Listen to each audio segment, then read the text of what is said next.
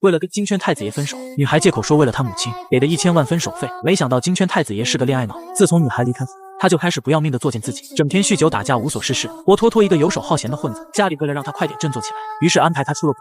他本以为这辈子和女孩再也不会相见，没成想回国头一晚的宴会上，他就看见了她。此刻我的视线飞快地在宴会厅里扫了一圈，突然一张俊美到妖孽的脸闯入我眼中，那是陆华晨，没错，就是他。我连忙走上前去说明了来意。陆少，今天冒昧找您，是有件事想请您帮个忙。我听说您之前在拍卖会上拍下了一组藏品，里面恰好有一块深绿色的翡翠，真巧。我的话才说了一半，就被一道又冷又不耐烦的声音给打断了。我顺着声音的方向望了过去，这才留意到角落的沙发上还坐着个男人。可当我瞧清楚那男人的脸时，我的呼吸猛然停滞了一瞬。我压根没想过会在这种场景下再见到沈慈年。旁边的陆华晨察觉到动静，便出声询问：“慈哥，我们是不是把你吵醒了？”沈慈年坐直身子，语气不太好：“老子根本就没睡着。”听到这阵熟悉的声音，我才恍惚间回过神，这才发觉自己不知不觉把手指攥得死紧，掌心正传来一阵阵的刺痛。其他人的目光瞬间都聚焦到了沈慈年身上，纷纷开口跟他搭话打趣：“沈爷这是晚上玩太嗨了，跑到这儿来补觉了？我可听说最近那个新火起来的清纯派小花旦不就正追着沈爷您跑吗？那副我见犹怜的娇弱模样，沈爷您就真的一点不动心？”沈慈年手臂懒散地搭在沙发上，浑身一股玩世不恭的劲儿。清纯没看出来，我去，我还以为自个儿能有机会呢。楚木泽朝他翻了个白眼：“慈哥就算是不喜欢，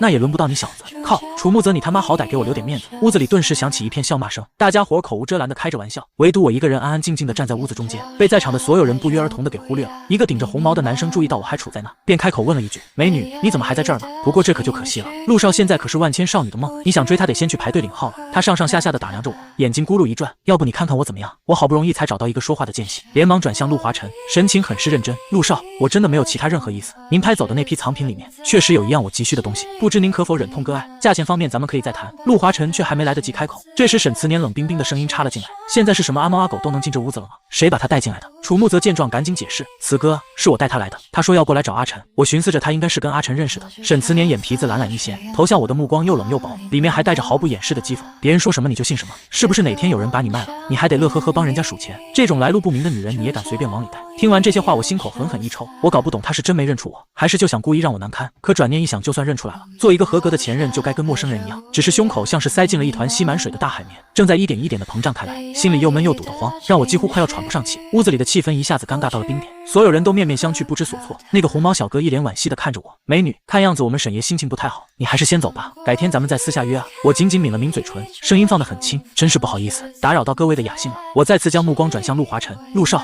我只是想从您手上买走那块翡翠，您能不能再考虑一下？”陆华晨敏锐地嗅到了空气中那丝不寻常的味道，他眼底的光芒微微一闪，脑子里忽然想起了某些旧事。他随即笑得像只狐狸似的看着我，下巴朝着桌上的酒杯点了点：“要我考虑也不是不行，喝光那杯酒我就考虑。”我盯着桌上那杯满当当的烈酒，伸手端了起来，一股辛辣刺鼻的酒精味直冲鼻腔。在那个角落里，沈慈年依旧是那副懒散的姿态坐着，甚至连一个眼神都没投给我。我抬起眼睛对上陆华晨的视线：“陆少，这杯酒就算是我全部的诚意。”话音一落，我便仰头将杯中烈酒一饮而尽，那辛辣的液体顿时呛得我猛烈咳嗽起来。我难受地弯下了腰，一张脸瞬间涨得通红，眼角甚至逼出了生理性的泪水。陆华晨的目光转向了沈慈年，只见他垂着眼眸，神色淡漠疏离，摆出一副这是跟他毫无关系的姿态，心里却暗骂一声：这家伙还真他妈能装。陆华晨伸手拍了拍自己旁边的沙发空位：“来，坐这儿吧。”我心里犹豫了几秒钟，余光不自觉地扫过一旁的沈慈年，我暗自咬了咬牙，还是硬着头皮坐了过去。陆少，陆华晨抬手示意了一下，直接打断了我想说的话：“今天这个场子，我们慈哥是老大，你要是能把他给哄高兴了，你刚才说的事我就好好考虑。”我整个人瞬间僵在了原地，我的目光下意识地飘向沈慈年，他还是那副懒散随意的样子，只是看我的眼神锐利又冰凉，甚至还带着几分毫不掩饰的嘲弄。我深吸一口气，慢慢站了起来，端起了桌上的酒杯，一步一步挪到了沈慈年面前。我努力挤出一个比哭还难看的笑：“刚才吵到你睡觉了，真的非常抱歉。”沈慈年却连动都懒得动一下，就那样冷冷地盯着我。我尴尬地僵在原地，手足无措。周围所有人的目光都像聚光灯一样打在我身上，有探究，有好奇，当然也少不了鄙夷和幸灾乐祸。也不知道究竟过了多久，沈慈年才终于慢悠悠地掀起眼皮，斜睨着我，语气轻蔑：“这套路挺熟练啊。”我整个人都愣住了，嘴唇动了动，却一个字也说不出来，空气仿佛都凝固了。旁边立刻有人出来打圆场，活跃气氛。沈爷还是老样子，一点都不懂怜香惜玉，哈哈哈哈！这么漂亮的一个大美女，咱们沈爷居然都能无动于衷，要不就让给我吧，求求我，说不定还真有点用呢。沈慈年的唇角忽然勾起一抹弧度，漆黑的眸子漫不经心地扫了过去。刚才说话那人身子猛地一僵，瞬间感觉后背一阵发凉，吓得立马闭上了嘴巴。我却在他话音落下的瞬间愣住了，下意识地抬头去看沈慈慈年的表情。是我刚才听错了吗？沈慈年眉梢轻轻一挑，对上我错愕茫然的目光，笑得像个混蛋。怎么没听清楚？我说了，球那边更管用。这混账话简直就是在当众戏耍我，充满了侮辱和不屑。我感觉双脚像是被钉子钉在了原地，全身的血液都好像凝固了。我不知道是不是因为当初分手时闹得不愉快才让他这么记恨我，还是他对待所有不相干的人都这么恶劣。但不管怎样，他现在肯定很讨厌我，而我也确实欠他一句对不起。对不起。我猛地仰起头，再次把手里的酒一饮而尽，辛辣的滋味疯狂刺激着我的味蕾，让我白皙的脸颊迅速泛起一层薄红。沈慈年的眼底瞬间一沉，搭在沙发扶手上的手也骤然收紧。我重重地把空杯子放回桌上，从包里掏出了一张名片，弯腰把它放在了陆华晨面前的茶几上。陆少，我是真心实意想买您的东西，如果您考虑好了，拜托您一定要联系我。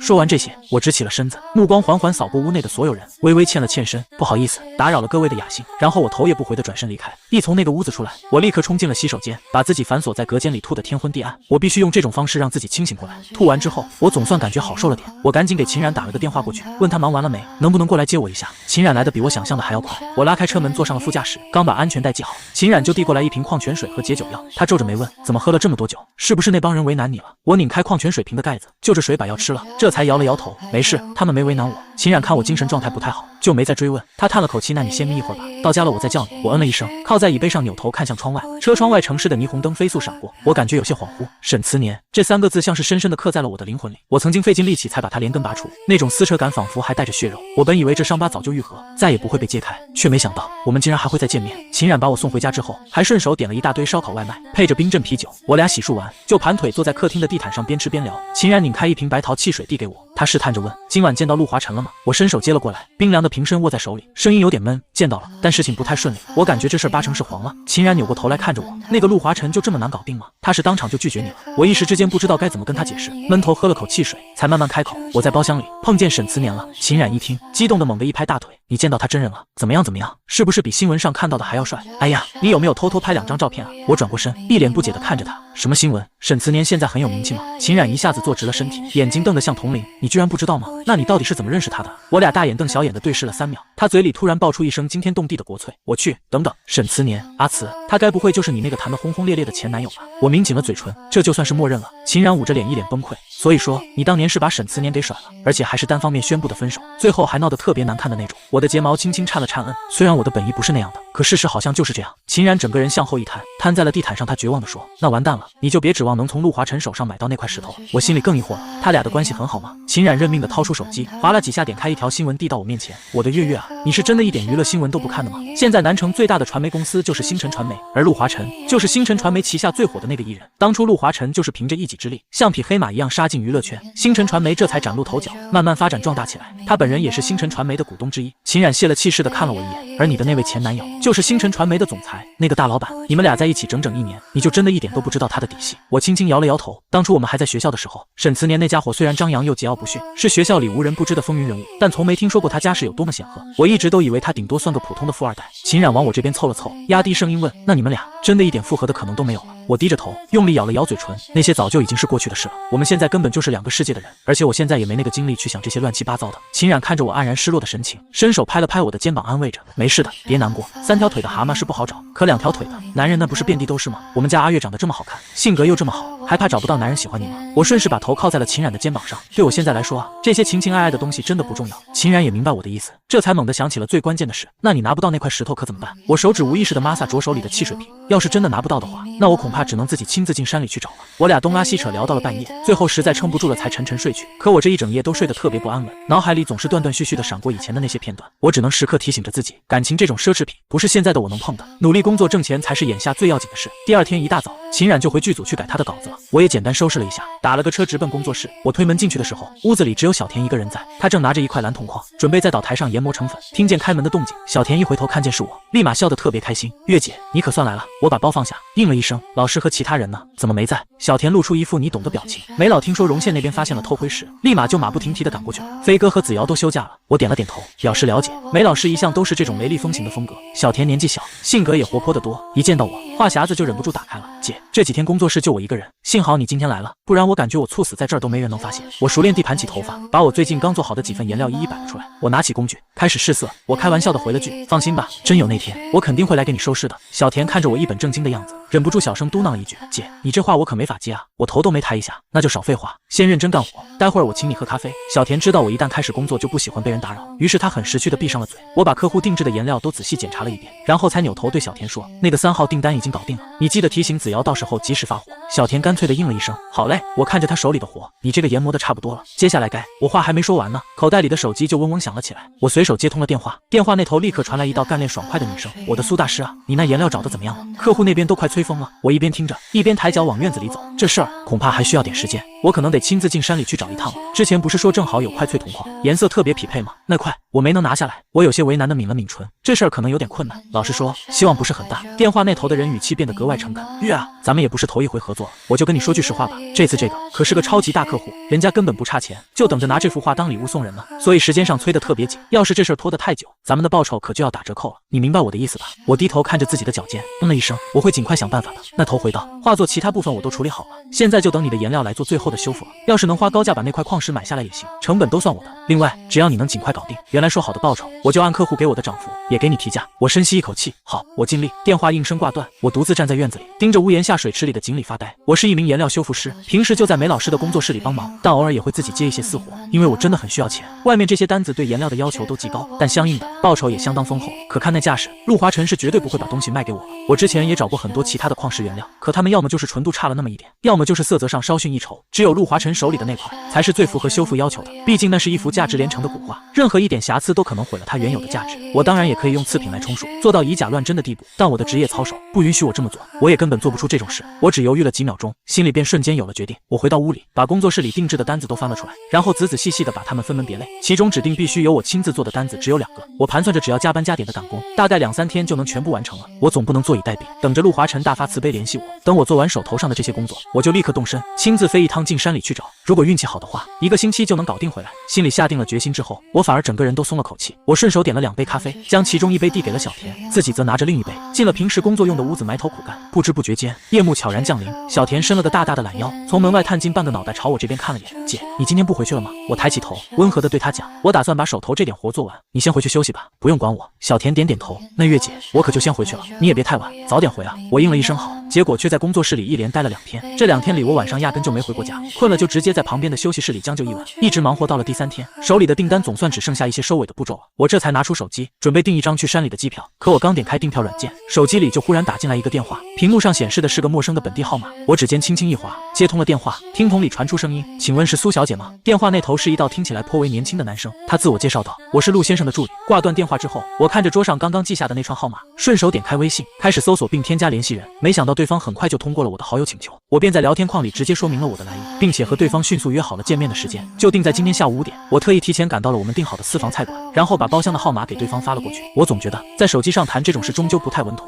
不如当面坐下来好好聊聊，这样就算最后事情没谈成，也不至于浪费我太多时间。大概过了半个多小时，包厢的门忽然被人从外面推开了，我连忙站起身来，正准备客气的迎接一下，结果就对上了一张笑得有些傻气的脸，还喊着又见面了。楚木则相当自来熟的朝我这边招了招手，我当场就直接愣住了。过了好几秒钟，我才猛地回过神来，我满脸错愕，你就是陆少说的那位买主？楚木则倒是没有隐瞒的意思，他摇了摇头，不是我，是我爷爷要买。我听完后不由得笑了笑，我点点头，原来是这样，那楚少还是先请坐吧，咱们可以边吃边聊。我随即唤来侍者上了茶，并将菜单递了过去。楚木则却忽然朝着一旁添茶的侍者说道：麻烦再加1副碗筷，行吗？我听到这话不禁一愣，而就在下一秒，包厢的门再一次被推开了，一道颀长挺拔的身影从容地走了进来。来人身姿高大，气场不凡，我的呼吸在看清他面容的瞬间猛地漏了一拍，我的指尖也下意识地蜷缩了起来。我心头巨震，沈慈年怎么会出现在这里？楚木则笑嘻嘻地开了口，我今天可是一直都跟慈哥待在一块，你应该不会介意吧？苏小姐，我悄悄抿了抿唇，脸上还得硬撑着笑意，当然不会，两位先看看想吃点什么吧。沈慈年从进门起就只淡淡瞥了我一眼，随即就径直走到旁边拉开椅子坐了下来。楚木则赶紧把菜单推了过去，慈哥，你瞧瞧吃什么？沈慈年这才慢悠悠拿起菜单，不紧不慢地一页页翻着，既不吭声，也不点菜。时间就这么一分一秒的流逝，我的视线不由自主地落在他那双骨节分明的手上，感觉自己每一秒都像在火上烤。我抿了下嘴唇，忍不住开口：“您要是没什么特别想吃的，不如让服务员给推荐几道招牌菜。”沈慈年总算掀起了眼皮，那双深不见底的眸子就这么直勾勾地看着我，里面平静的没有一丝波澜，仿佛一片望不到尽头的深海。我瞬间就愣住了，心里咯噔一下，真不该多这张嘴。楚木泽赶紧凑了过去：“慈哥，要不还是我来点吧。”沈慈年却先一步开了口：“相声妃子笑，石窝焗油龙鳗，蟹粉水晶虾，还有灌汤黄鱼。”服务员在一旁连忙记下菜单，我的心却跟针扎似的，疼得厉害。此刻我脑子里只有一个念头，这事必须谈成。点完菜，楚木泽就自来熟的跟我搭话：“苏小姐是南城本地人吗？之前好像没怎么见过你呢。我以前在别的地方上班，最近这才刚回的南城。”楚木泽的问题一个接一个，我也只能耐着性子一一回答，直到菜品陆陆续续端了上来，我才终于逮到机会切入正题。不知楚老爷子愿不愿意忍痛割爱把那块石头转让给我？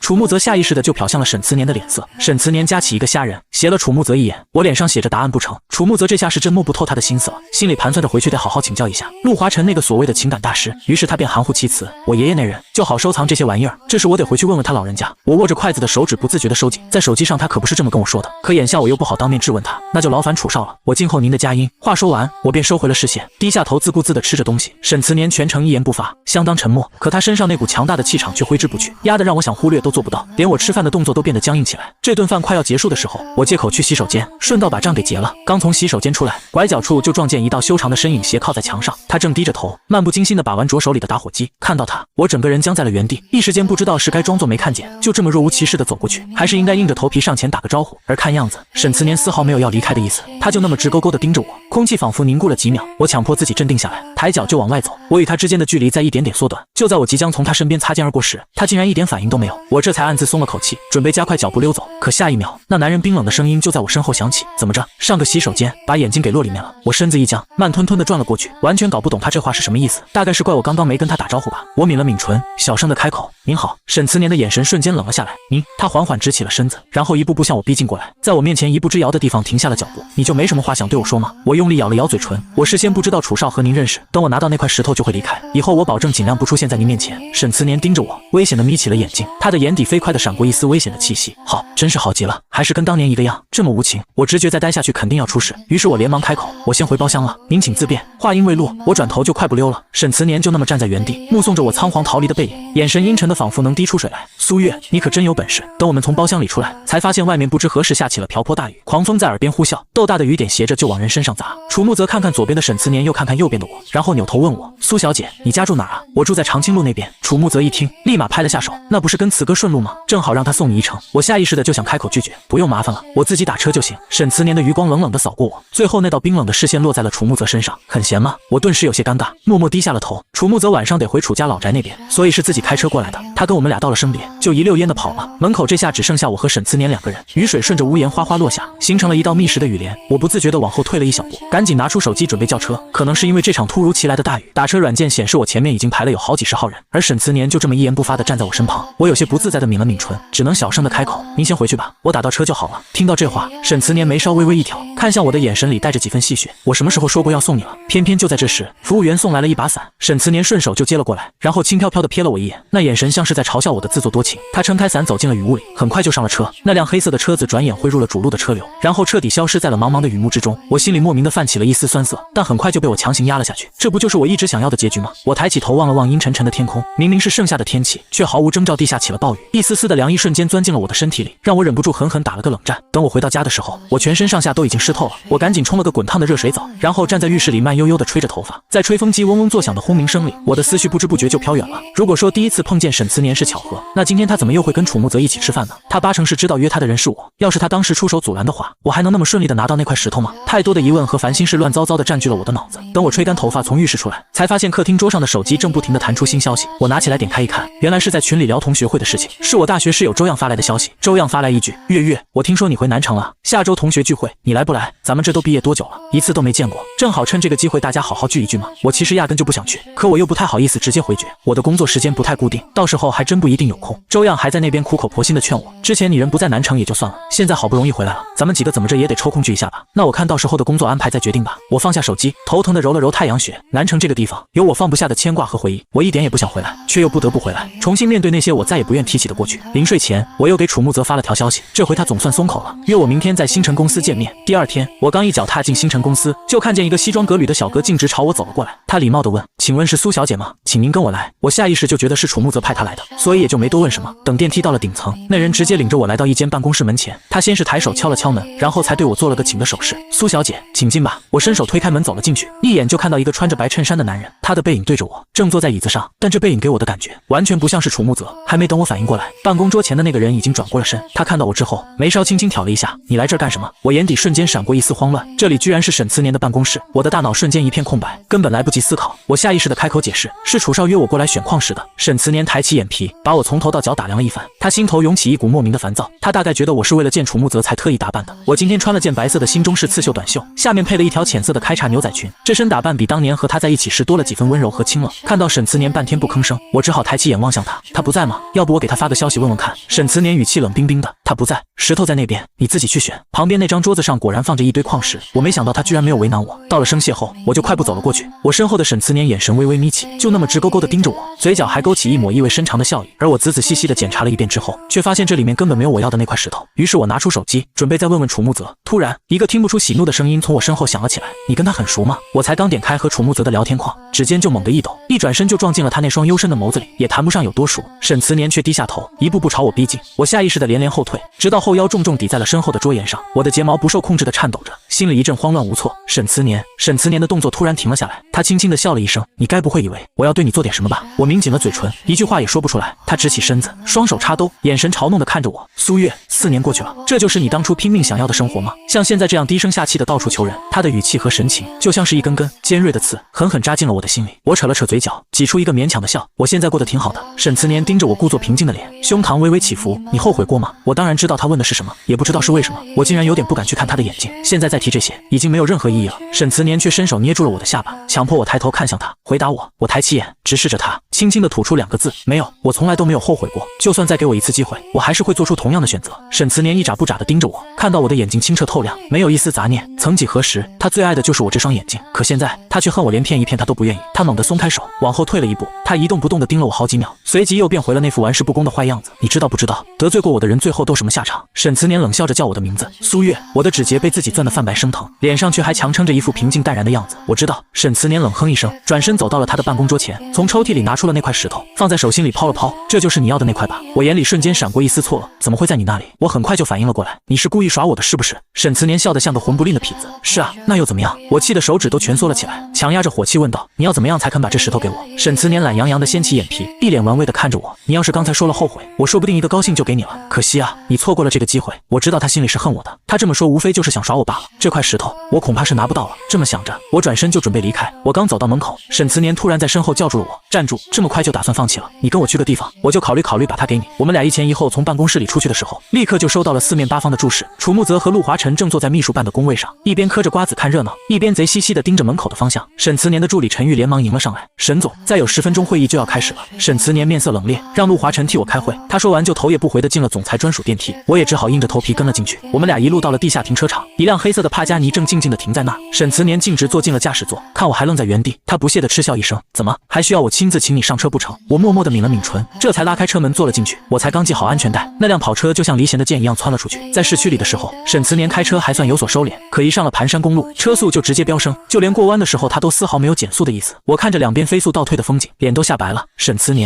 年却轻笑了一声：“怎么害怕了？”他话音刚落，脚下猛地一踩油门，车速瞬间又快了几分。我身体紧紧绷着，死死地靠在座椅上，每一根神经都提到了嗓子眼。等车终于在山顶停下，我一下车腿都软了，脸色白得跟一张纸似的，我的嘴唇惨白得没有一丝血色。沈慈年站在山顶的栏杆前，偏过头来看我，语气里带着说不出的意味：“这么多年了，我还以为你多少长进了点。”我顿时愣住了。这条路沈慈年以前也带我来过，只不过那时候他骑的是机车，他还特地为我定做了做了一顶白色的头盔，只要我没有把他抱紧，他就会猛地加速来吓唬我。有时候他还会哄着我说一些让人脸红心跳的悄悄话，非要等我顺着他的意思做了，他才肯把车速降下来。傍晚的风带着丝丝凉意，吹起了我耳边的几缕碎发。我慢慢走到沈慈年身边，和他一起看着山下，整个南城的夜景都落入眼中。我已经有好几年没来过这里了，微凉的风把沈慈年那散漫的声音吹进我的耳朵。就没什么话想对我说吗？我回过神来，对上他那张看不出情绪的漂亮脸蛋。我已经跟你到这里来了，你现在考虑好了没有？沈慈年的脸瞬间就沉了下去，看来这块破石头对你来说还真是挺重要的。我刚想开口说些什么，就看见他拿出了一块绿色的石头，竟然毫不犹豫的就往悬崖下面扔了过去。那石头顺着山崖咕噜噜的往下滚，发出一阵阵清脆的撞击声。我一脸震惊的转头看向他，你不是答应过我会考虑的吗？沈慈年掀了掀眼皮，慢条斯理的开了口，是啊，我考虑好了，决定把它给扔了。我一抬头就对上了他眼底那毫不掩饰的恶意和讥讽，